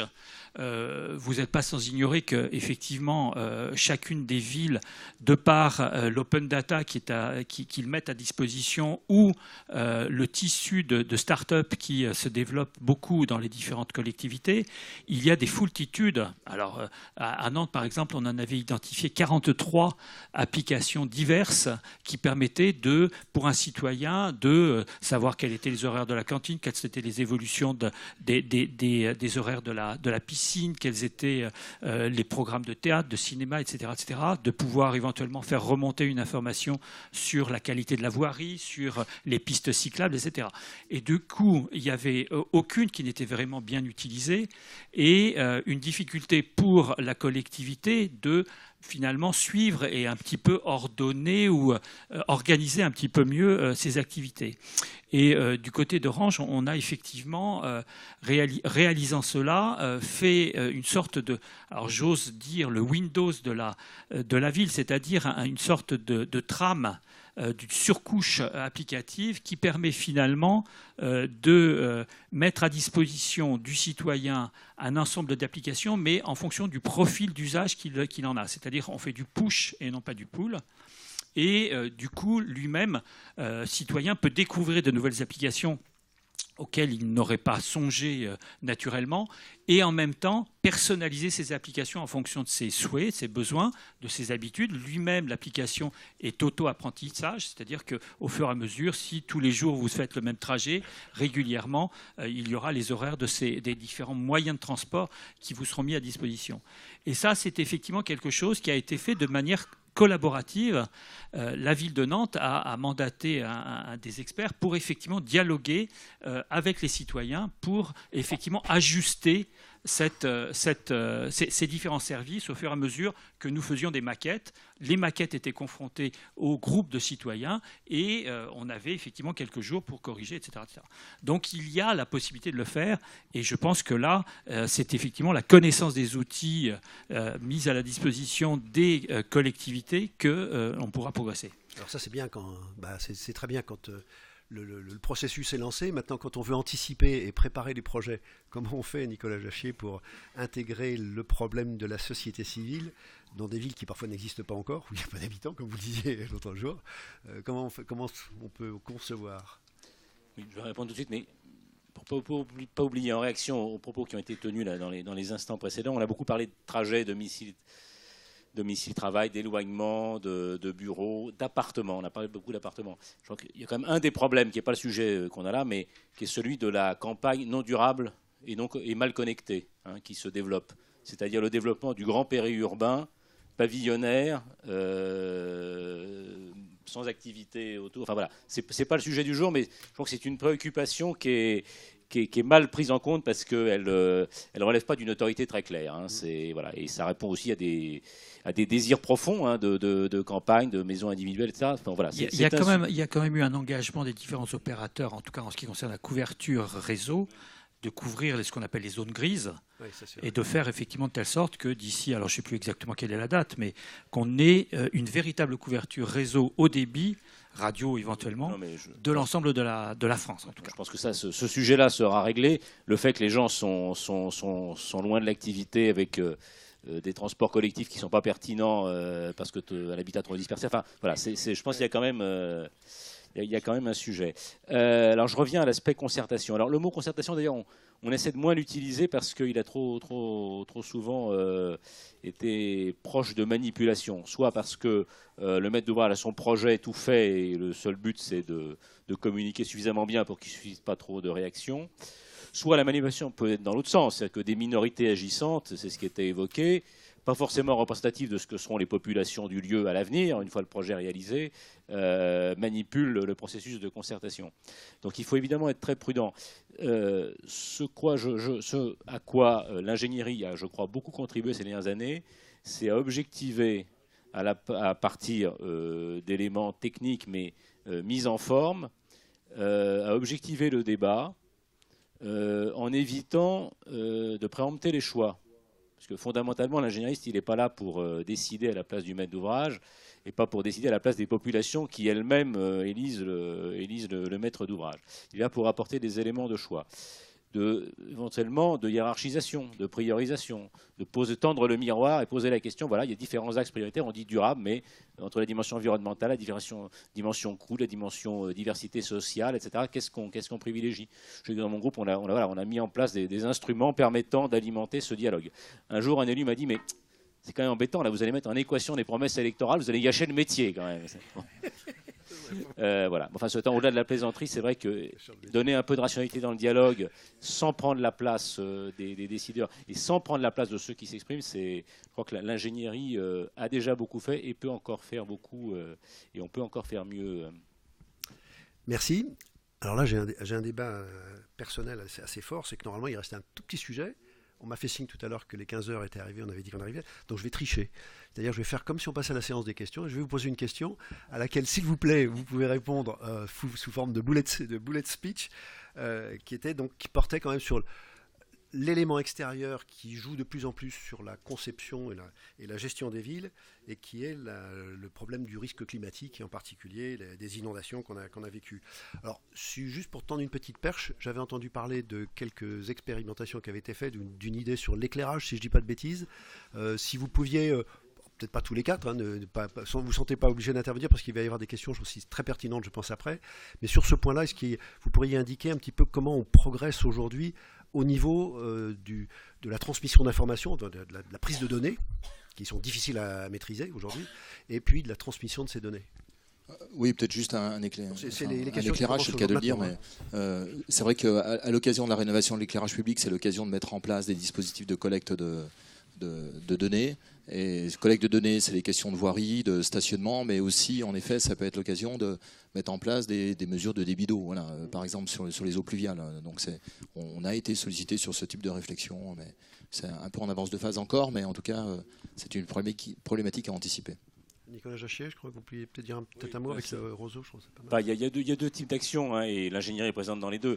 Il y a la prévention complètement en amont des phénomènes, donc repérer les points de fragilité et agir. Bon, par exemple, hier, il y a un projet qui a fait l'objet d'un prix entreprise environnement, mais il se trouve que c'est de mon groupe qui s'appelle Rosao qui est sur ce terrain-là. Et puis il y a la prévention immédiate, c'est-à-dire juste avant l'événement ou au moment où l'événement se produit, pour réagir de façon appropriée. Par exemple, les systèmes de prévention des inondations. Il y a malheureusement eu des événements dramatiques récemment, mais il y a aussi des événements dramatiques qui ces dernières années ont été évités grâce à des systèmes mis en place pour lesquels les sociétés d'ingénierie ont joué un rôle important pour les concevoir. Une autre réaction ou on passe? Oui, je pense. Juste un point, c'est qu'effectivement, c'est le temps réel et les différents nouveaux types de réseaux qui sont en cours de développement sont effectivement capables de récolter ces informations en temps réel. Et c'est par la compilation des données en temps réel que l'on est capable de faire, non pas effectivement les modèles de prédiction, parce que ça c'est historisation, mais surtout l'adaptation des modèles et la réaction. Et puis il y a un autre élément qu'il est important de prendre en compte, c'est comment informer les gens qui sont soumis à ça des modes de sauvegarde, comment les aider. On indiquait dans la discussion que si effectivement les gens qui avaient vu l'inondation se faire au niveau de Nice, ou en tout cas de la région, auraient reçu un SMS comme quoi il était effectivement dangereux d'aller dans les parkings souterrains, ils n'y auraient pas été. Donc il y a effectivement tout un cycle dans la gouvernance d'information du citoyen qui est effectivement assez fondamental et qui devrait pouvoir se faire par les réseaux. Très bien, merci. Comme vous avez pu le constater à une question courte, les réponses sont vives et courtes. Si on pouvait avoir la même chose dans la salle maintenant, puisqu'on va rentrer la séance des questions, en vous présentant chose que j'ai totalement omis de faire, je m'appelle Patrick Yann Dartou, je suis délégué international de Syntec Ingénierie, je m'excuse de ne pas l'avoir fait. Donc, je ne sais pas, micro, vous distribuez? Bonjour. Merci pour vos longs exposés, c'était très intéressant. Moi j'aimerais revenir sur la question de la sobriété. Le mot a été évoqué 2 fois je crois. En fait Pierre Veltz parlait de redéfinir le besoin et se posait la question de savoir si finalement on connaissait bien les besoins de cette ville durable et connectée. Moi, j'aimerais savoir ce que ça devenait dans la question de la sobriété, où probablement les besoins deviendraient moindres, et quel type de solution on arrive à donner à des besoins qui diminuent en termes de sobriété. Voilà, donc juste jeter encore ce mot de sobriété et savoir un petit peu quelles sont les réactions. Vous êtes présenté, j'ai pas fait attention. Alors, je suis Quentin, élève diplômé de l'école centrale de Nantes. Très bien. Oui, non, mais c'est une très bonne question. Ça renvoie au fait qu'on est dans des aspects systémiques, quoi. J'ai un projet que j'ai pas évoqué, qu'on a mené, qu'on est en train d'engager, c'est un réseau de chaud et de froid. Si je l'ai évoqué un peu en parlant de la géothermie. On voit bien que ce genre de réseau, aujourd'hui, ce genre de solution peut pas être du tout la même que celle qu'elle était au moment où on faisait des bâtiments, eux, qui n'étaient pas du tout sobres. Aujourd'hui, on a des bâtiments qui sont extrêmement sobres en énergie, voire énergie positive. Donc, on peut se poser la question de est-ce qu'il faut encore faire des réseaux, par exemple? Certainement pas des réseaux classiques, parce que ce serait au contraire pas vertueux du tout, parce que il faut bien voir les objets, les systèmes techniques, c'est aussi toujours des systèmes d'incitation. D'incitation pour des économiques et d'incitation à des comportements. Et donc notre réseau, il a du sens dans la mesure où c'est un réseau d'échange. C'est un réseau de mutualisation, pas un réseau de distribution. Donc ça porte le même nom, mais c'est un autre objet.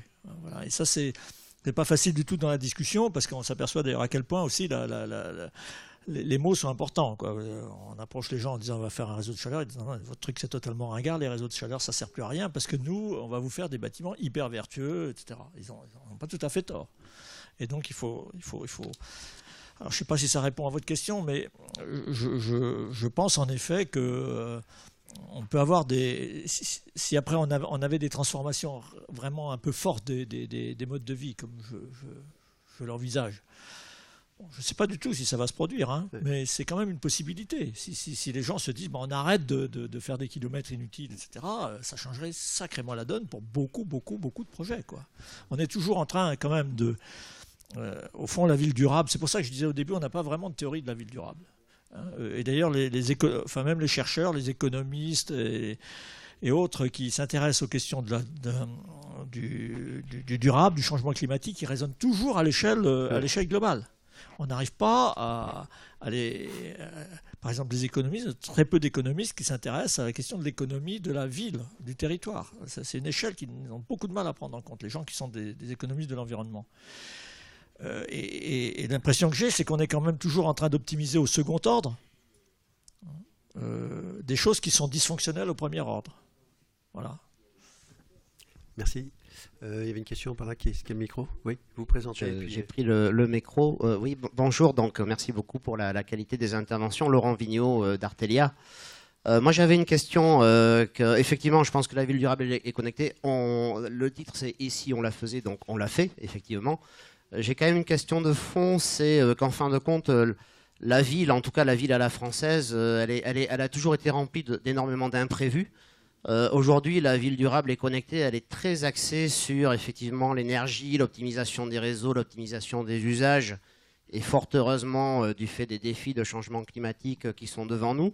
Mais il y a également tout un usage de la ville qui repose sur l'imprévu, les rencontres, l'art, le rêve, la poésie. Et par exemple, sur le simulateur de Santiago, Carolina Toa, la maire, la première chose qu'elle nous a dit, c'est « je veux autant de touristes qu'à Paris ». Donc, je voulais savoir en fait si à travers notre French Tech, puisqu'on l'appelle comme ça aujourd'hui, on ne pouvait pas valoriser un peu ce savoir-faire de la ville à la française qui repose sur cet apport personnel dans tout ce qui est un peu immatériel, littérature, art, théâtre, etc. Alors ça concerne qui ça? Non mais t'aurais dû dire. Je ne veux pas monopoliser la parole, mais il y a toute la problématique. Enfin, il y a toute l'histoire de la réalité augmentée. Hein. Un des intérêts du numérique, c'est quand même ça. Bon, alors après, moi j'avoue que me balader dans les parcs de Paris avec des lunettes pour avoir l'histoire en même temps, j'aime autant me balader sans lunettes et sans lunettes informatiques et avec un bon bouquin. Mais je sais pas, ça a peut-être changé pour les jeunes générations. En tout cas, c'est sûr que je fais un peu de propagande au passage pour un petit livre de mon ami Antoine Picon qui s'appelle Smart City, et qui est très court et très très intéressant parce qu'il relie ça aussi un peu à la science-fiction, à beaucoup de choses qu'on a. Et on voit qu'il y a des thématiques comme ça quand même qui sont extrêmement fortes. Et c'est vrai que le numérique, c'est aussi une façon c'est pas contre le rapport sensoriel à la ville. Hein. Ça peut être au contraire une façon de l'amplifier. Hein. Ça peut avoir des effets paradoxaux comme ça. Il y a aussi, je vous renvoie aussi volontiers aux travaux de Carlo Ratti au MIT, Sensible Lab, qui montre des choses très très intéressantes qu'on peut faire avec le numérique et qui sont proches de l'art, qui sont proches d'une approche très très sensible et je dirais même sensuelle de la ville. Ceci dit, ça peut être des caractéristiques particulières d'un savoir-faire à la française, assez diversifiant par rapport à ce qui se fait à l'étranger. Une autre question, j'ai vu qu'il y en avait une de par ici. Monsieur là-bas, déjà. Oui, bonjour. Bonjour Bruno Lost Indigo. Je voulais revenir sur la question de la participation citoyenne, dans le sens où on a parlé du fait de dire que c'est difficile de faire participer des habitants qui n'étaient pas encore là. Mais bon, on a quand même des voisinages sur lesquels c'est important de gérer une proximité si on veut que les choses se passent bien. Et puis d'autre part, on a toute la vie de la ville, une fois que si c'est un nouveau quartier ou une nouvelle ville, une fois que les gens sont installés, la ville, elle se transforme en permanence, et donc il faut peut-être aussi voir comment on peut associer les personnes à cette étape-là, quoi. Donc je pense qu'il y a un champ important pour arriver à trouver une autre manière de toucher les gens, d'autant plus que nous on observe quand même que plus on va vers des systèmes techniques, plus il y a une réticence des personnes à être dans des cadres imposés, et une capacité énorme à détourner tous les systèmes technologiques qu'on peut leur mettre en place pour vivre comme ils ont envie de vivre. On le voit bien au niveau des bâtiments. Donc voilà. La question c'était autour de comment on peut arriver aujourd'hui effectivement à développer des nouvelles manières. Et là, je pense que les outils numériques sont intéressants. Je pense aux démarches, par exemple, de budget participatif, comme ceux qui ont pu être menés à Paris récemment, mais qui existent dans d'autres villes aussi, et qui permettent justement de toucher d'autres personnes que les retraités qui sont disponibles dans les réunions le soir. On peut toucher les gens qui viennent travailler sur un quartier, etc. Donc voilà, un peu votre avis sur comment on peut arriver à renouveler la participation citoyenne à travers ces outils. Ouais, c'est vrai que moi aussi, ça m'a un peu inquiété quand vous avez dit que vous ne touchiez qu'une population dans les échanges, qu'une population qui était âgée. Ça m'embête un peu par rapport à, en particulier à la salle et les jeunes qu'on a essayé de faire venir ici. Qui veut réagir là-dessus? Peut-être François, peut-être? Oui, juste, je pense qu'on est vraiment au démarrage de l'utilisation des outils numériques dans ce domaine-là. Je prendrai un exemple, c'est les serious games. On a le sentiment que les serious games, c'est effectivement uniquement lié à effectivement des jeux, des gens qui effectivement sont en permanence sur du jeu. En fait, les serious games, c'est effectivement de faire donner la possibilité aux citoyens de parcourir une histoire et de créer eux-mêmes le scénario de l'histoire. Et donc, il y a très certainement, si ce genre de mécanisme était mis à la disposition des collectivités, la capacité à effectivement collecter en mettant les gens dans un cadre effectivement virtuel, mais correspondant à ce dont ils pourraient disposer dans le futur, et de les faire réagir de manière vraiment très très sensorielle, et faire de telle sorte qu'effectivement il y ait une interactivité donc tous les modes, donc la 3D, la réalité virtuelle, les serious games sont des outils qui, si on sait bien les utiliser, vont permettre véritablement de dialoguer, d'avoir un dialogue en permanence entre les collectivités et le citoyen. Et bon, aujourd'hui, je pense qu'effectivement, il y a un apprentissage de ces outils à mettre à la disposition de tous, et donc un gros business à faire sur ce sujet-là. Nicolas Jachet, vous voulez peut-être compléter un peu? Tout à fait, en complément. Je crois qu'effectivement, il y a intérêt à diversifier les outils, à expérimenter de nouvelles formes de participation citoyenne. On aura quand même beaucoup de mal à surmonter le fait qu'il y a des populations plus ou moins impliquées. À mon avis, il y a 3 critères. La disponibilité, donc effectivement, il y en a qui sont plus disponibles que d'autres pour y participer. Il y a la motivation, le militantisme, j'allais dire, donc voilà, donc c'est une population plus militante que d'autres. Et puis, le fait d'être concerné ou pas par un projet. Donc ceux qui sont affectés négativement par un projet s'expriment plus que ceux qui sont voilà, soit pas affectés, soit affectés positivement, mais éventuellement à plus longue distance. On ne pourra pas complètement surmonter ça. La diversité des outils peut permettre d'impliquer plus facilement une population un peu plus large. Donc il faut continuer à expérimenter. Il faut trouver des vieux jeunes positifs, en gros. Vous voulez dire un petit mot? Oui, peut-être 2 exemples sur quand on parlait de sobriété, notamment dans le comportement, et donc vers les populations, en effet, notamment sur le logement social. En effet, on a soit des serious games, soit des choses beaucoup plus pragmatique, avec du papier, du carton, justement pour faire passer des messages. Donc c'est peut-être la diversité des outils. Et puis pour rejoindre ce que vous disiez en effet sur les outils qui permettent de donner en temps réel son avis, on a par exemple des applicatifs aujourd'hui qui permettent dans une salle de dire il fait trop chaud ou il fait trop froid, et de corréler ça aux conditions d'exploitation, parce que trop souvent quand on exploite des bâtiments, qu'est-ce qu'on fait? On regarde les consommations énergétiques, on se cale à 19 et on ne prend pas trop forcément le ressenti des salariés. Donc à avoir une boucle de retour sur le ressenti des occupants, ça peut être important, notamment dans une entreprise ou quand on est sur du chauffage collectif par exemple. Oui, juste un mot sur ce sujet. Je ne veux pas trop extrapoler le cas de Saclay, parce qu'il était un peu particulier, parce qu'on a une population assez aisée, on va dire assez conservatrice, alors qu'on essaie de faire quelque chose. Moi, je dis souvent, Saclay, c'est un débat entre la jeunesse à venir et les moins jeunes qui sont déjà là. Donc c'est un peu compliqué, parce qu'il y a quand même aussi, il faut bien le dire, un certain conservatisme souvent dans les processus de concertation. Et moi je pense que, et d'ailleurs dans la société française de manière générale, on a évoqué le risque tout à l'heure, je pense qu'il faut aussi qu'on soit encore capable de prendre des risques de temps en temps. On est dans une société qui est quand même très, très, très adverse au risque aujourd'hui, quel qu'il soit. Je ne dis pas qu'il faut implanter les maisons dans les zones inondables, certainement pas. C'est pas ce genre de risque qu'il faut prendre, mais il y a des risques à prendre sur des choses dont on ne sait pas exactement comment ça va marcher dans le futur, mais on pense que ça va être bien et il faut y aller. Et à ce moment-là, il faut quand même que le politique de manière générale joue son rôle, quoi. C'est-à-dire, il faut à un moment donné quand même quelqu'un qui décide, quelqu'un qui prend le risque, qui dit voilà, moi je pense que c'est bien je me fais l'interprète de ce que je pense être le bien commun, puis si vous n'êtes pas content, si ça ne marche pas, je perdrai les élections. Ça, c'est quand même crucial, quoi. Or, ça dysfonctionne un peu, hein, il faut bien le dire, et ça dysfonctionne en particulier dans des tissus périurbains où il y a un émiettement communal qui est quand même, vous m'avez interrogé au début, peut-être je peux enfin répondre à la question de la première que vous avez posée, à laquelle je n'ai pas voulu répondre.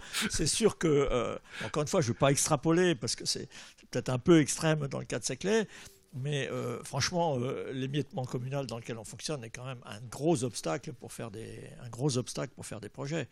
Hein, on n'a pas deux machins d'éclairage identiques sur l'ensemble du campus parce qu'il faut distinguer les différentes communes. Enfin, et ça, parfois on aimerait qu'on aille un peu plus vite et plus fort et plus loin, mais enfin on n'est pas en Chine, et heureusement. Une autre question ici. Oui.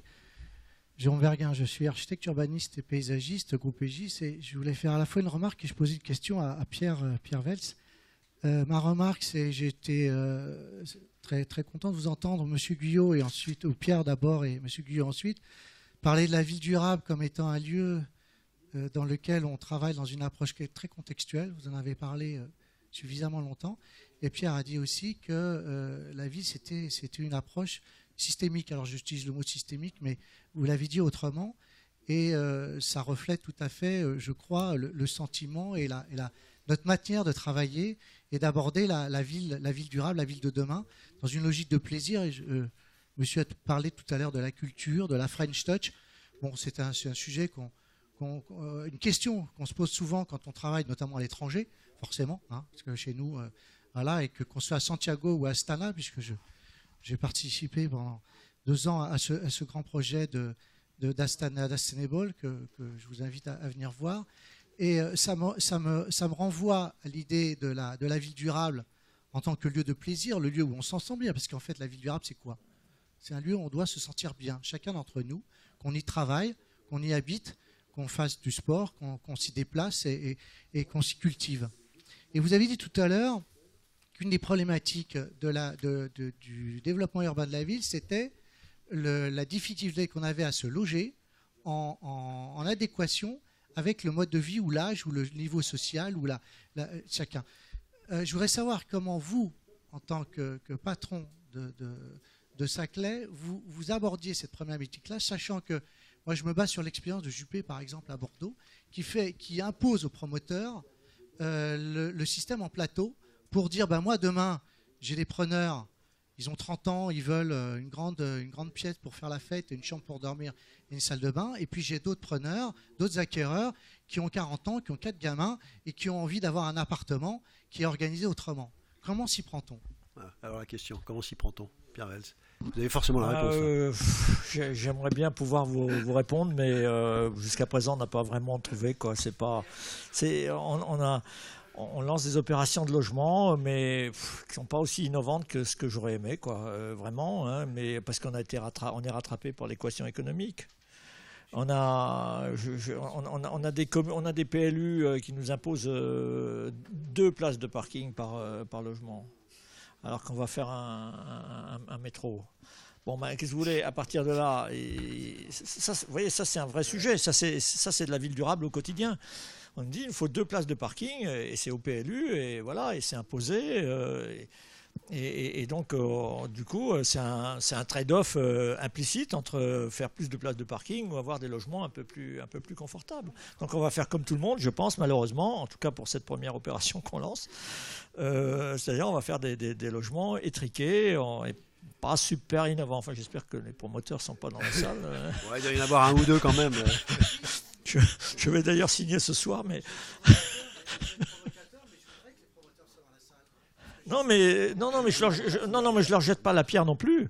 Je leur jette pas la pierre non plus parce que eux, on leur donne une équation économique. Si vous voulez, il faut qu'ils fassent avec. Hein. C'est nous, c'est du côté de la maîtrise d'ouvrage qu'on n'a pas. Moi, je n'ai pas réussi à convaincre le maire qu'il fallait pas faire 2 places de parking par logement. C'est ça le sujet. Une autre question? Il faut aussi qu'on fasse 2 places de parking par logement auprès des gares. Oui. Ouais, aussi. Oui, donc bonjour, Guillaume Puravé, Société Assystem. Ma question porte essentiellement sur la partie modèle économique. Donc pour vous, Monsieur Guillot, ou vous, Monsieur Richard, sur ce que vous avez pu proposer aux collectivités, parce que dans certains cas, ce n'est pas forcément à la collectivité de payer tout ce qui va être développé, et dans d'autres cas, lorsqu'on pourrait considérer que c'est à la collectivité, elle n'a pas forcément les moyens. Donc qu'est-ce que vous auriez pu, ou qu'est-ce que vous avez proposé, ou qu'est-ce que vous proposez aujourd'hui à vos clients quand vous êtes en face de ces collectivités? D'abord, il n'y a pas un modèle économique, il y a des modèles économiques. Ça, c'est le premier point. Ils dépendent d'abord des projets, de leur taille, de leur implantation. Puis après, en effet, il y a différentes formules. Ça va de délégation de services publics à l'initiative privée pour ce qui est des réseaux de chaleur, avec des investissements qui peuvent être pris soit par les collectivités, soit par l'industriel. Et puis après, pour les autres services, se pose vraiment la question de la propension à payer. Finalement, on disait l'analyse des besoins fonctionnels. En face d'une analyse de besoins fonctionnels, il faut en effet identifier la capacité des administrés finalement à payer ce service. Je vais vous donner un exemple où aujourd'hui tout le monde se cherche, hein, c'est le prix de la recharge des véhicules électriques. L'AMI ADEME a lancé, alors elle a été très positif pour développer les bornes de recharge véhicules électriques, mais a imposé pendant 2 ans la gratuité de la recharge. Ce qui est gratuit n'a pas de valeur et il faut amortir les investissements, il faut financer l'exploitation et la supervision.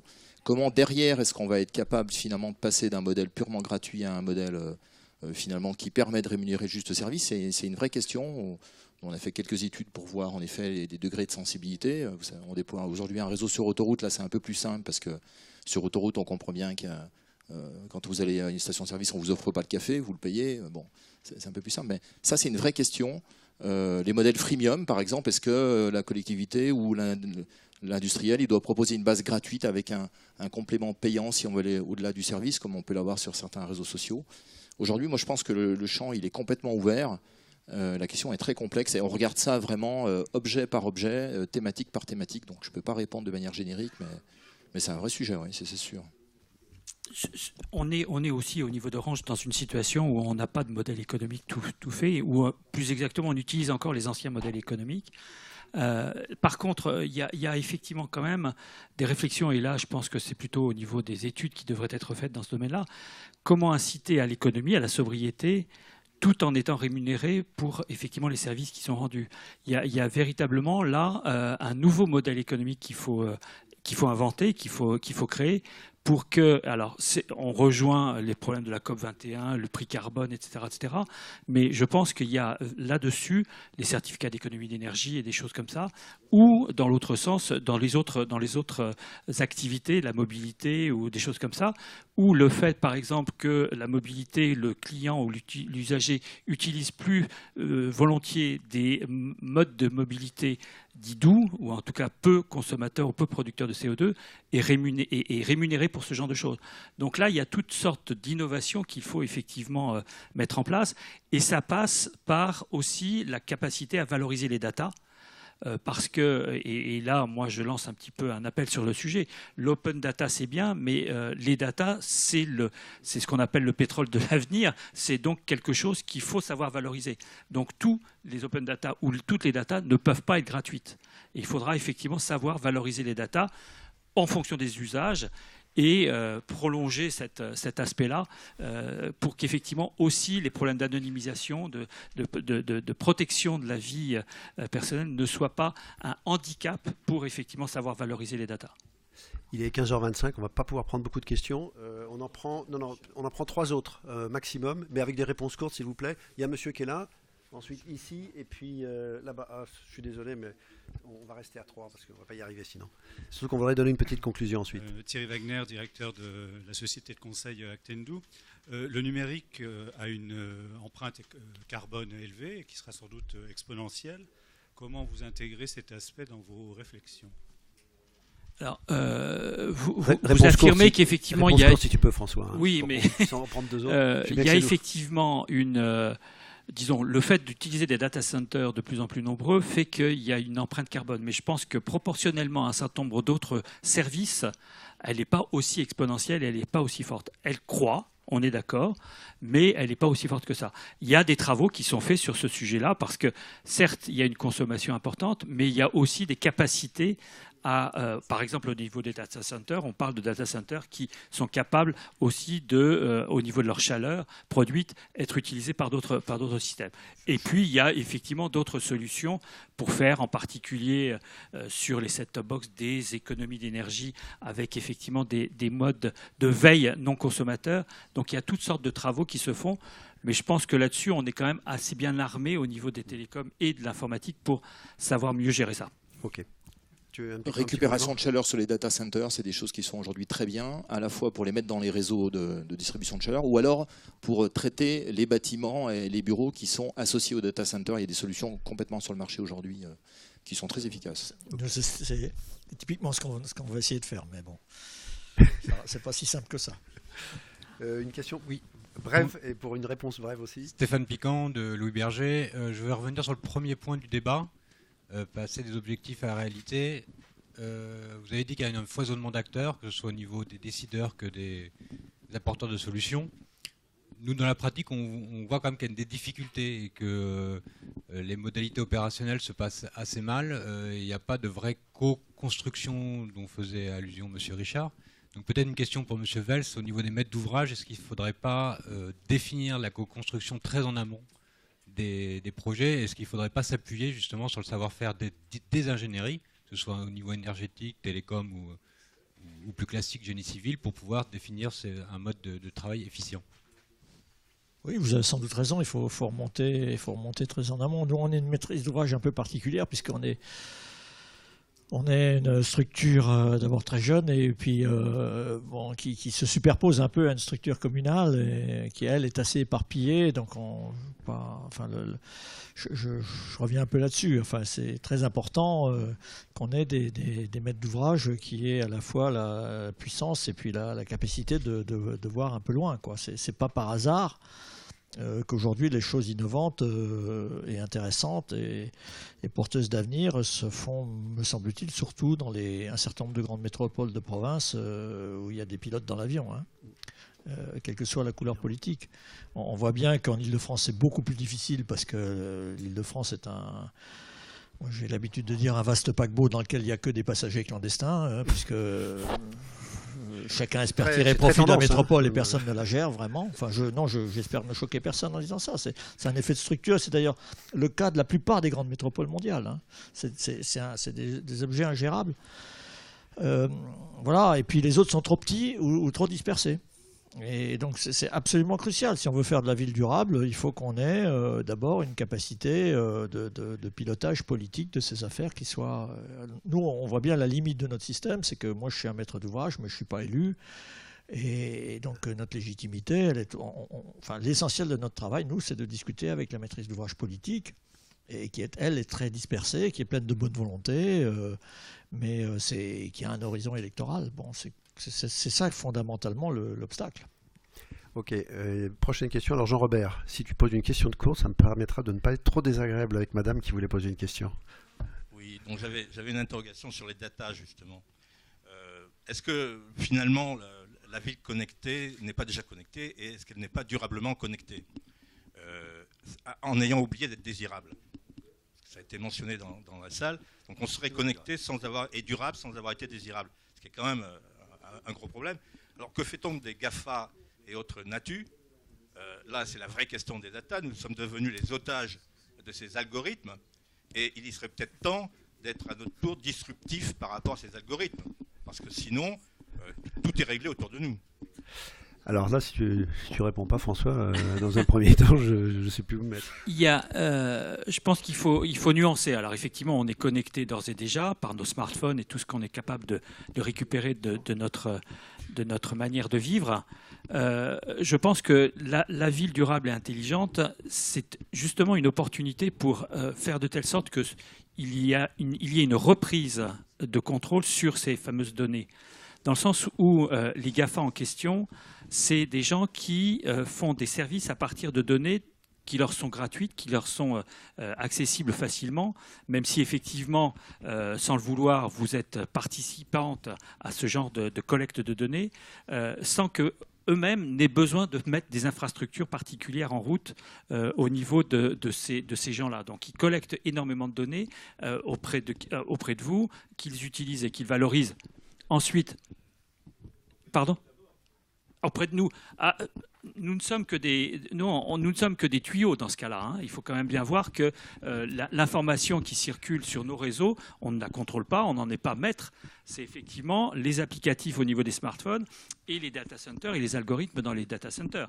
Nous ne sommes que des transporteurs de ces données-là.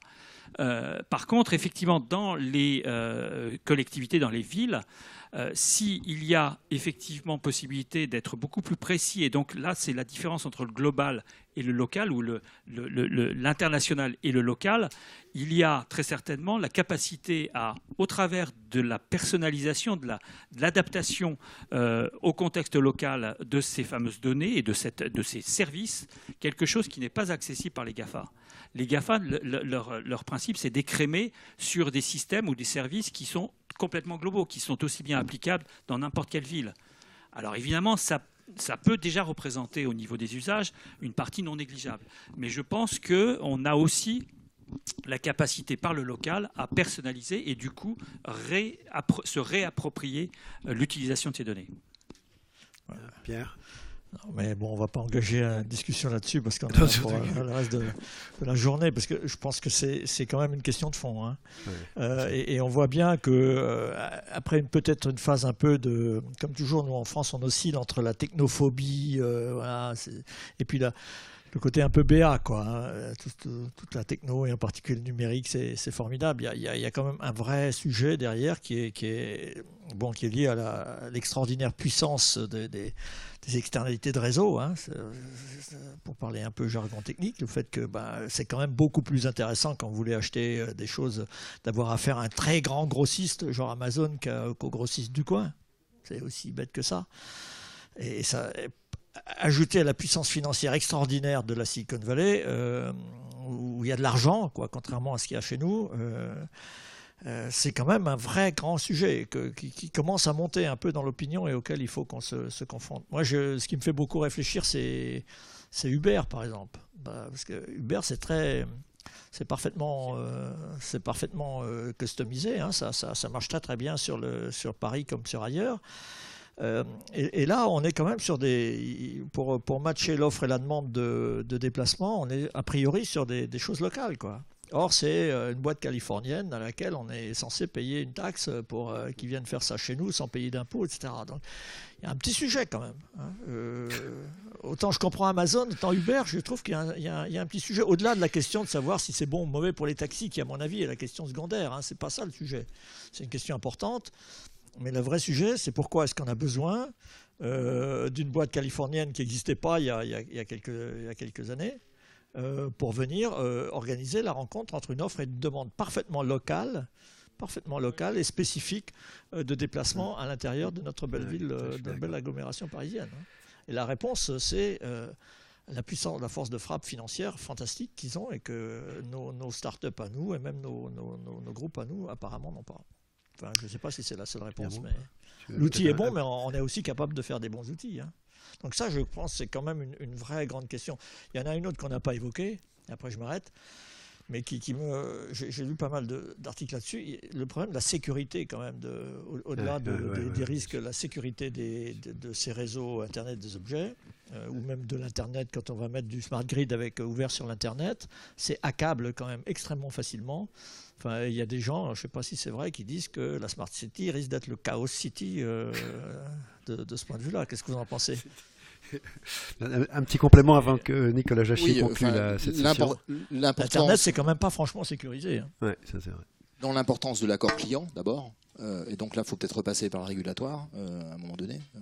Et puis, deuxième point, on a vu des mouvements politiques, notamment en Espagne, Madrid ou Barcelone, qui étaient des villes extrêmement branchées open data, où le politique a à changer un peu de vision des choses. Donc, et puis on a vu aussi des mouvements de résistance commencer à s'organiser sur Uber et puis aussi vis-à-vis de Booking. Donc tout ça va peut-être se rééquilibrer. Enfin, et ceci dit, sur Uber, il y a de la résistance, mais peut-être pas tout à fait sur l'axe que citait Pierre. Tout à fait, on est à peu près au bout de notre débat. J'aurais souhaité que si Nicolas Jachy veut bien donner un mot de... Alors peut-être pas de résumé, parce que ça va être certainement très difficile, mais peut-être un petit mot de conclusion. Non, voilà. Écoutez, moi j'ai été très très content de ce débat. Je vous remercie de votre présence. L'ingénierie, on a la chance de pouvoir être à tous les stades de la vie de la ville, la conception, le fonctionnement, la rénovation ou la mutation, et auprès de tous les interlocuteurs, les décideurs publics, les habitants, les entreprises. Ça, c'est peut-être pas assez, mais voilà, c'est une chance formidable. Et je crois que le débat vous a montré qu'il n'y a vraiment pas de quoi s'ennuyer et qu'on est qu'au tout début des mutations. Cette année, les rencontres d'ingénieurs sont organisées de telle façon que les jeunes sont plutôt là demain, donc n'ont pas assisté à notre débat. Mais s'ils avaient été, massivement dans la salle, je leur dis voilà, c'est une bonne raison de nous rejoindre parce que vous voyez, on va pas s'ennuyer dans les années, les décennies à venir. Ce sera répété demain. À ce stade, on vous remercie tous. Et puis surtout, je voudrais remercier les intervenants qui se sont déplacés et qui ont bien travaillé sur le sujet. Merci à tout le monde.